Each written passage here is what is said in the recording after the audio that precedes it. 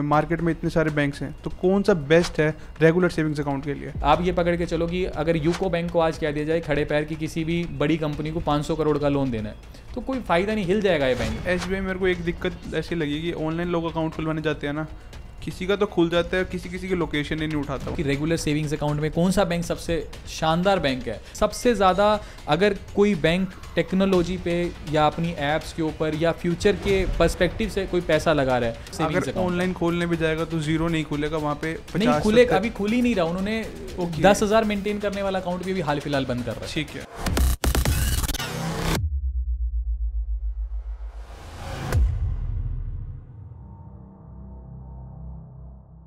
तो दोस्तों आज इस वीडियो के अंदर हम डिस्कस करेंगे कि आज की डेट में बेस्ट रेगुलर सेविंग्स अकाउंट कौन सा है।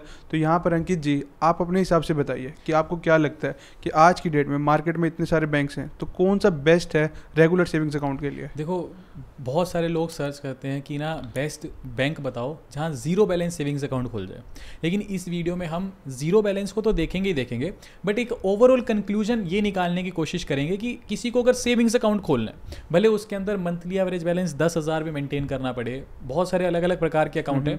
तो ऐसे में ना, जैसे बहुत से बैंक कैसे हैं, जैसे आपका HDFC पकड़ लो, ICICI पकड़ लो, एक्सिस बैंक पकड़ लो, ये जीरो बैलेंस देते ही नहीं है। जीरो बैलेंस जैसे कौन देता है आज की डेट में? इंडसइंड, आपका SBI हो गया, वो अलग कैटेगरी आ जाती है। तो बहुत बार ना वीडियोस लोग सर्च ही ये करते हैं कि जीरो बैलेंस सेविंग्स अकाउंट कौन सा बेस्ट है, लेकिन इस वीडियो में हम एक ओवरऑल कंक्लूजन ये करेंगे कि जी बेस्ट सेविंग्स अकाउंट कौन सा है, उसका एक निचोड़ निकालेंगे कि किस बैंक में एक सेविंग्स अकाउंट होना चाहिए, भले उसके अंदर मंथली एवरेज बैलेंस मेंटेन भी करना पड़े, और मैं आपको फिर जीरो बैलेंस भी साथ साथ पैरेलल लेके चलेंगे कि कौन सा एक बेस्ट सेविंग्स अकाउंट है। तो इसके लिए हमें हर एक बैंक के जो सेविंग्स अकाउंट है उनके कुछ फीचर्स को कंपेयर करना पड़ेगा। ठीक है। तो हम वीडियो स्टार्ट करते हैं HDFC बैंक से, जो भारत का सबसे बड़ा बैंक है।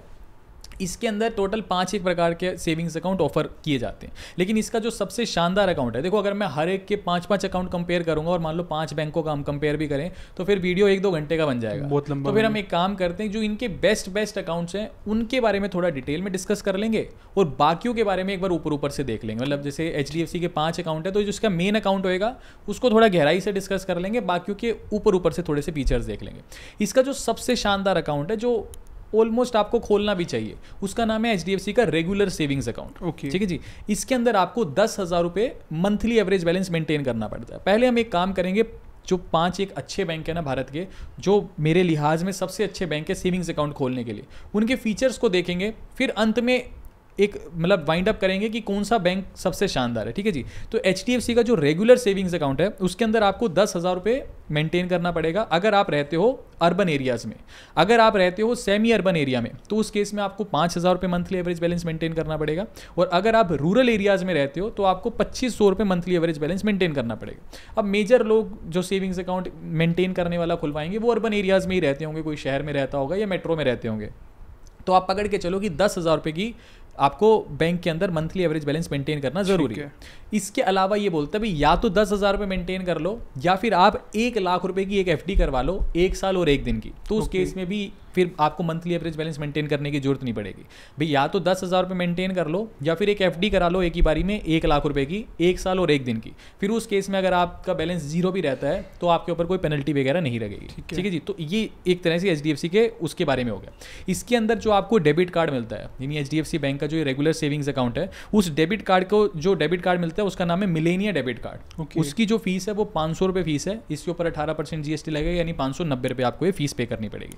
तो ये इसके ऑलमोस्ट कुछ फीचर्स हैं। दूसरा एक HDFC का मैक्स सेविंग्स अकाउंट आता है, इसके अंदर आपको 25,000 रुपये मंथली एवरेज बैलेंस मेंटेन करना पड़ता है। तीसरा आपका आता है, मतलब आप एक काम करो, सारे को छोड़ो, हम एक बार ना रेगुलर को ही पकड़ के चलते हैं। ठीक है। उसके अंदर आप बस ये पकड़ के चलो कि 10,000 रुपये मेंटेन करना है। ठीक है। दूसरा बैंक आता है इसके बाद एक्सिस बैंक।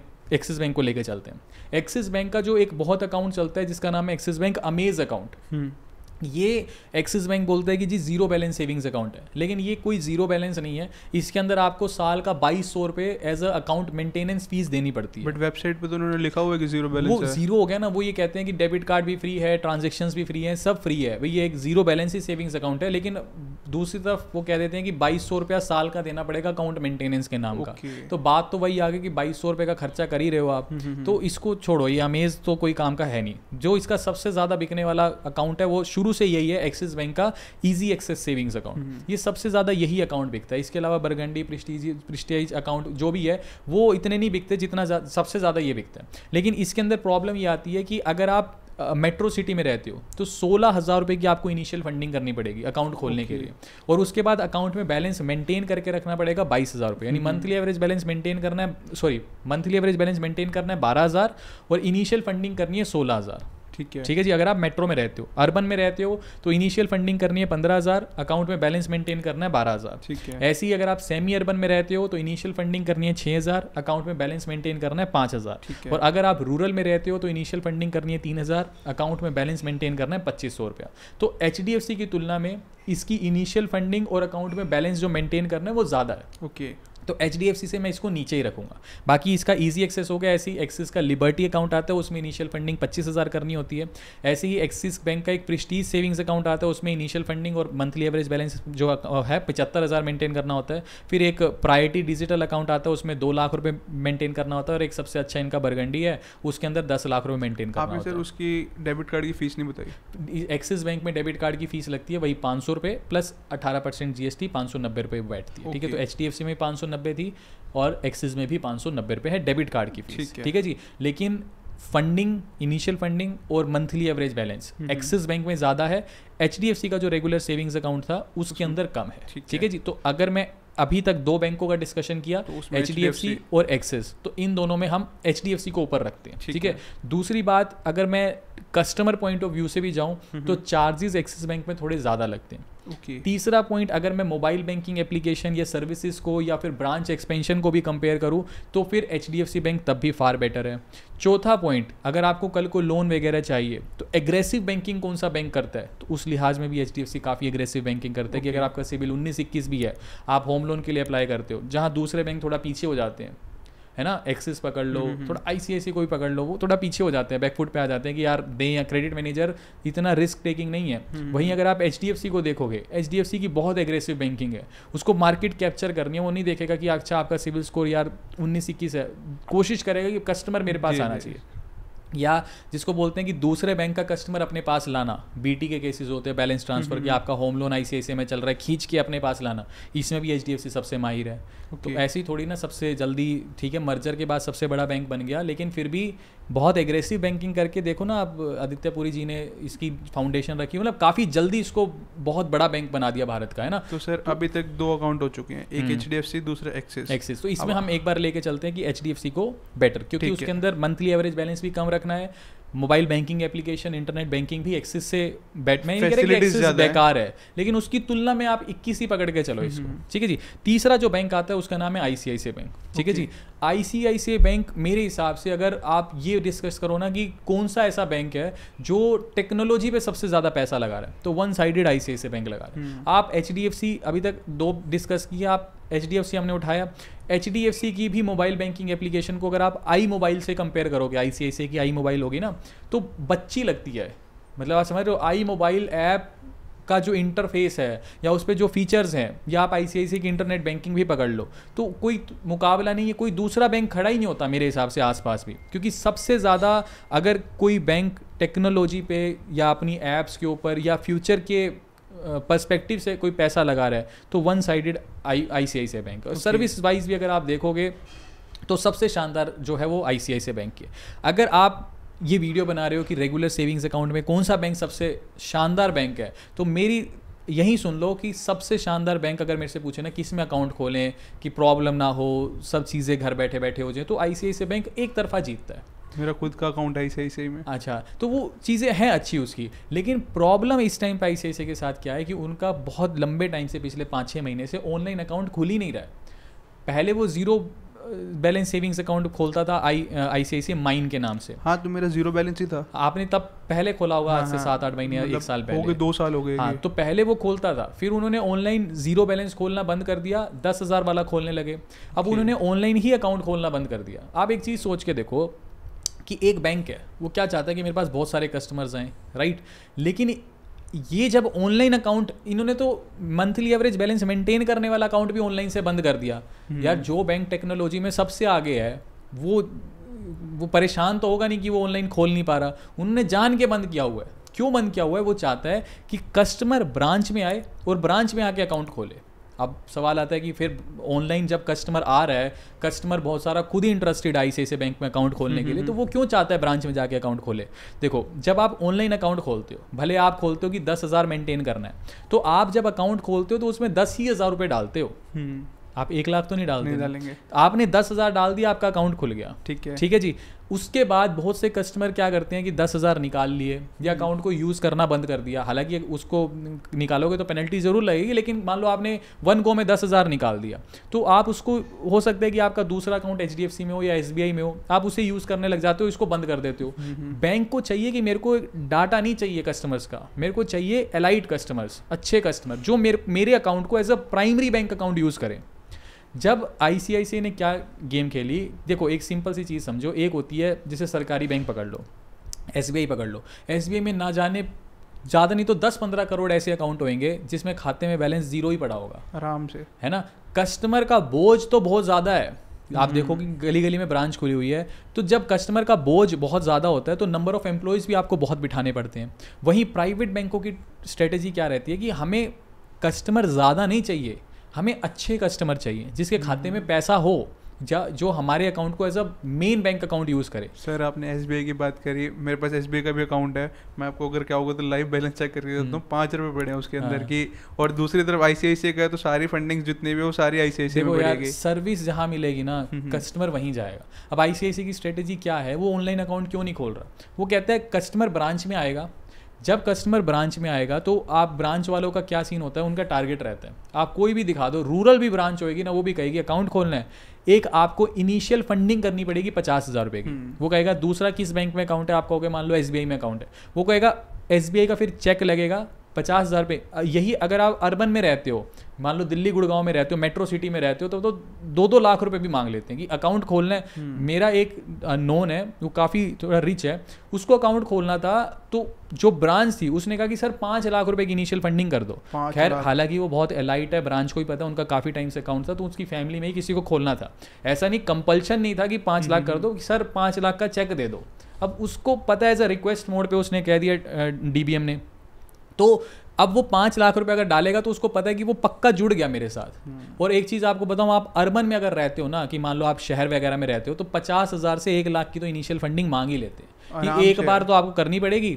उसके बाद जो एवरेज बैलेंस मेंटेन करना है वो 10,000 मेंटेन करना है। अब मान लो आप खोलने गए, आपने 50,000 रुपये की इनिशियल फंडिंग कर दी, ठीक है जी, अकाउंट खुल गया। अब हालांकि आपको 10,000 मेंटेन करना है, आप ये थोड़ी कहोगे कि चल यार इस पैसे को निकाल लेता हूँ, मैं तो वही मेरा SBI में चल रहा था तो उसी को। आप कहोगे जब 50,000 इधर आ ही गए हैं तो यार SBI वाले को बंद करना, इसको as a main account use कर लेते हैं। तो ये बैंक को चाहिए जो कस्टमर आ रहा है वो अपनी पुरानी बैंकिंग को साइड में रखते हुए हमारे साथ मेन बैंकिंग करे। तो बहुत अच्छी स्ट्रेटजी है ये। बैंक अगर प्रॉफिट के पॉइंट ऑफ व्यू से देखा जाए तो बहुत अच्छी स्ट्रेटजी है। तो सर अब मेन बात यहाँ पर ये आएगी, अगर किसी को ICICI में अकाउंट खुलवाना है तो कम से कम उसको 50,000 से लेके 1 लाख की तो इनिशियल फंडिंग करनी पड़ेगी। ऑनलाइन अकाउंट खोल नहीं सकता, और वैसे अकाउंट में बैलेंस 10,000 रुपये मेंटेन करना पड़ेगा। ये इसका जो है वो रेगुलर सेविंग्स अकाउंट। ऑनलाइन खोलने भी जाएगा तो 0 नहीं खुलेगा, वहाँ पे नहीं खुलेगा, अभी खुल ही नहीं रहा। उन्होंने 10,000 मेंटेन करने वाला अकाउंट भी अभी हाल फिलहाल बंद कर रहा है, ठीक है। तो उसको 10,000 रुपये की इनिशियल फंडिंग वाला अकाउंट ब्रांच जाके ही खोलना पड़ेगा, अभी ऑनलाइन अकाउंट ही नहीं खुल रहे हैं, ठीक है। तो हमने अभी तक 3 अकाउंट डिस्कस कर लिए, एक HDFC का, एक एक्सिस का और एक ICICI का। ICICI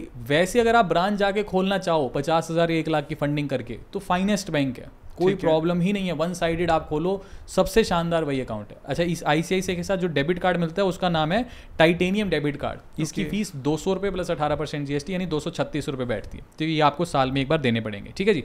इसके बाद अगला जो अकाउंट आता है, मतलब अगर मैं अभी 3 की निचोड़ की बात करूँ कि ऑनलाइन ही खोलना है, अकाउंट में बैलेंस मेंटेन करना है, तो HDFC को जा सकते हो। ऑनलाइन नहीं खोलना, आप ब्रांच जा कर के तैयार हो, थोड़ा टाइम निकाल के और इनिशियल फंडिंग 50,000 1 लाख कर सकते हो, तो ICICI बेस्ट है। अब अगला बैंक आता है कि अगर आप चाहते हो कि 0 बैलेंस सेविंग्स अकाउंट खुल जाए तो फिर आप SBI की तरफ भी जा सकते हो। Okay, SBI 0 balance savings account offer करता है। अच्छा, इसके अंदर जो डेबिट कार्ड आपको मिलता है उसकी फीस पहले 125 रुपये लगती थी, अब इन्होंने हाल फिलहाल बढ़ा के 200 कर दी, तो अब 200 रुपये प्लस 18% GST लगता है, तो इसकी भी फीस ICICI के बराबर 236 रुपये डेबिट कार्ड की फीस है। अच्छी बात यह है कि ये घर पर ही खुल जाता है, वीडियो KYC के माध्यम से खुल जाता है, तो सारी चीज़ें अच्छी हैं। बट एक प्रॉब्लम आ जाती है कि ओवर क्राउडेड है। कि अगर बाय चांस, वैसे तो SBI योनो एप्लीकेशन बहुत अच्छी है, बहुत अच्छी आप application सीधा है। जाके अगर आपको ये अकाउंट खोलना है, आप एक काम करो, सभी के अकाउंट ओपनिंग के लिंक भी डिस्क्रिप्शन में दे ठीक देना। है। HDFC का खोलना है तो आप लिंक दे देना, ठीक है, या फिर HDFC की मोबाइल बैंकिंग एप्लीकेशन से भी कर सकते हो। आप प्ले स्टोर पे जाके HDFC की मोबाइल बैंकिंग एप्लीकेशन डाउनलोड करके भी खोल सकते हो, एक्सिस की भी ऐप डाउनलोड करके खोल सकते हो, ICICI ब्रांच ही जाना पड़ेगा, SBI की योनो एप्लीकेशन इंस्टॉल करके अकाउंट खुल जाएगा, ठीक है जी। तो उसके अंदर क्या है, SBI के अंदर प्रॉब्लम जीरो बैलेंस है, लेकिन बाय चांस कभी जाना पड़ गया तो बहुत, एक तो सुनवाई नहीं है सबसे बड़ी बात ये है। दूसरी बात, वैसे SBI अगर आप देखो ना, सबसे अच्छा काम कौन कर रहा है टेक्नोलॉजी पे या ऐप पे, ICICI। लेकिन अच्छा, फिर HDFC भी कर रहा है, एक्सिस भी कर रहा है, लेकिन सबसे अच्छा प्राइवेट सेक्टर में ICICI कर रहा है। अगर भारत में ही बैंकों की बात की तो ICICI का कोई मुकाबला नहीं है। लेकिन अगर आप सरकारी बैंकों की तुलना में आ जाओ कि सरकारी बैंकों में कौन अच्छा कर रहा है, तो फिर SBI के आसपास कोई नहीं है। आप ये छोटे मोटे बैंक तो भूल ही जाओ, ये यूको, आपका इंडियन बैंक हो गया, ये जो बिल्कुल मतलब, ये तो मेरा मानना है कि इनको मर्ज तो कर ही देना चाहिए, क्योंकि इनका ना तो कोई बैंक, मतलब एक तरह से आप कह सकते हो कि शीट है कि आप ये पकड़ के चलो कि अगर यूको बैंक को आज कह दिया जाए खड़े पैर की किसी भी बड़ी कंपनी को 500 करोड़ का लोन देना है, तो कोई फायदा नहीं, हिल जाएगा ये बैंक कि एक ही फर्म को 500 करोड़ का लोन देना है। तो जब आपके पास इतना बेहोत ही नहीं है कि आप बड़े लोन्स दे सको, तो मतलब पर्सनली ये मेरा मानना है कि मर्जर गलत ऑप्शन नहीं है। बैंक को बेचना, प्राइवेटाइज करना, वो हो सकता है कि सरकार अब पता नहीं किस वे में सोचती है, लेकिन मर्ज कर देना मेरे ओपिनियन में, क्योंकि एक सरकार के ही 12 बैंक हैं आज सरकारी, तो अगर आप उसको मर्ज कर भी दोगे तो आप अपने बस एसेट को एक बड़ा कर रहे हो, तो वो चीज़ है। खैर चलो, वो एक अलग टॉपिक हो जाएगा। बाकी SBI का ये हो गया। एक और अगर हम SBI, मेरे को एक दिक्कत ऐसी लगी कि ऑनलाइन लोग अकाउंट खुलवाने जाते हैं ना, किसी का तो खुल जाता है, किसी की लोकेशन ही नहीं उठाता वहाँ नहीं, वहाँ पे बहुत बार प्रॉब्लम ये आता है, लोकेशन नहीं, कई बार क्या होता है कि जब आप अकाउंट खोलने जाते हो ना, तो जब वीडियो KYC का टाइम आता है तो उस टाइम पे बहुत बार शेड्यूल कर देता है वीडियो कॉल को, कि जैसे मान लो आप अभी अप्लाई करो तो इंस्टेंट वीडियो KYC नहीं होती, वो बोलते हैं कल के लिए शेड्यूल कर लो। वहाँ थोड़ा सा कई बार प्रॉब्लम आ जाता है, अदरवाइज वैसे कोई ऐसा प्रॉब्लम नहीं है, खुल ही जाता है अकाउंट, ऑनलाइन वीडियो KYC हो जाती है, आपको ब्रांच जाने की जरूरत नहीं पड़ती। ठीक है। अच्छा, अगर प्राइवेट सेक्टर की तरफ जाना चाहते हो और आप चाहते हो कि एक जीरो बैलेंस सेविंग्स अकाउंट खुल जाए, तो फिर सबसे अच्छा बैंक आज की डेट में चल रहा है इंडसइंड। इंडसइंड में आपको जीरो बैलेंस सेविंग्स अकाउंट खुल जाएगा। डेबिट कार्ड की जो फीस है वो वैसे 500 रुपये प्लस 18% GST जैसे एक्सिस की थी, 590 रुपये डेबिट कार्ड की फीस है। लेकिन अगर आप कहते हो कि मेरे को फिजिकल डेबिट कार्ड घर पे नहीं चाहिए, तो आप वर्चुअल डेबिट कार्ड लेके भी उसे 0 रुपये में डेबिट कार्ड एक तरह से वर्चुअल आ जाएगा, क्योंकि फिजिकल डेबिट कार्ड की जरूरत क्या आज की डेट में।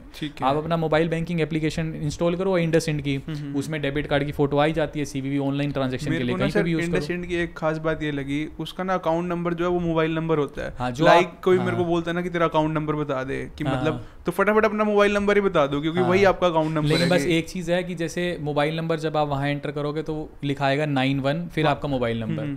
अकाउंट नंबर इंडसइंड में बन जाता है 91 की जगह 15 और फिर आपका मोबाइल नंबर। तो वो अच्छी चीज़ है कि ठीक है, जो आपका मोबाइल नंबर है वही अकाउंट नंबर होएगा, बस स्टार्टिंग में 15 लग जाएगा। और इंडसइंड के फीचर ये है कि क्या बोलते हैं, एक आपका डेबिट कार्ड मैंने बता दिया, जीरो बैलेंस है, लेकिन इनिशियल फंडिंग करनी पड़ती है।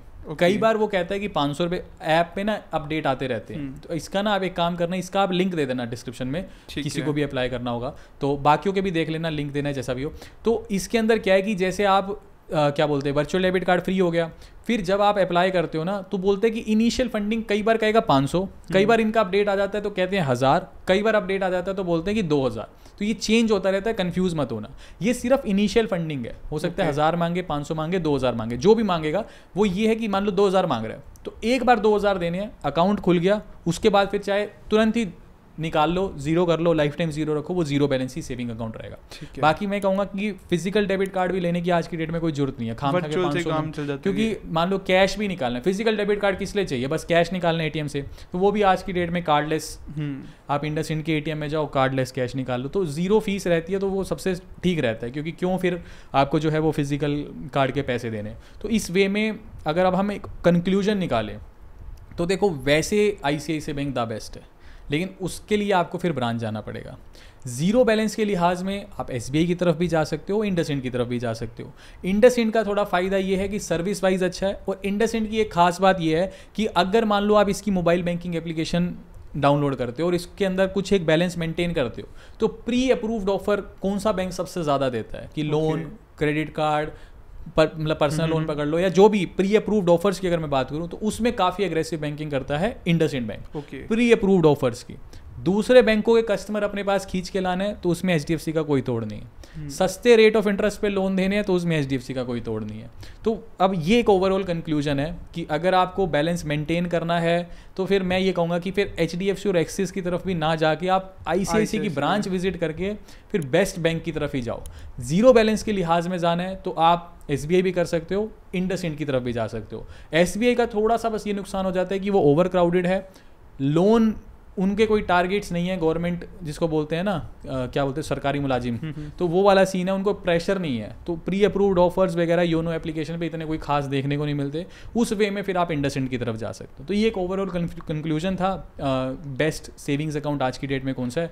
बाकी अप टू यू सर कि आपको कैसे जो भी। एक चीज़ मेरे को ये पूछना है, जो इंडसइंड का अकाउंट है उसके अंदर भी 2 टाइप के अकाउंट आते हैं, तो उनके बारे में थोड़ा बताइए। नहीं 2 आते हैं लेकिन अब उन्होंने सिर्फ एक डेलाइट ही कर दिया। पहले आते थे डिजी स्टार्ट और एक डेलाइट, अब सिर्फ डेलाइट ही खुलता है, जिसके बारे में मैंने बताया कि ये जीरो बैलेंस है, बस इनिशियल फंडिंग उसके अंदर करनी पड़ती है, दैट्स इट। वो सिंपल सा प्रोसेस है, कोई भी जैसे भी अप्लाई करेगा तो 5 स्टेप्स के अंदर अंदर वीडियो KYC हो जाती है, घर बैठे बैठे अकाउंट खुल जाता है, और 1 हफ्ते के अंदर अंदर जो वेलकम किट है वो भी घर पे डिलीवर हो जाती है। बाकी तो सर आपने सारी की सारी चीज़ें बताई दी। बाकी अगर ऑडियंस का कुछ डाउट हो तो नीचे कमेंट सेक्शन ओपन है, आप भी रिप्लाई कर देना, मैं भी रिप्लाई कर दूंगा। बाकी मिलते हैं हम नेक्स्ट वीडियो में। Till then have a right path means focus path.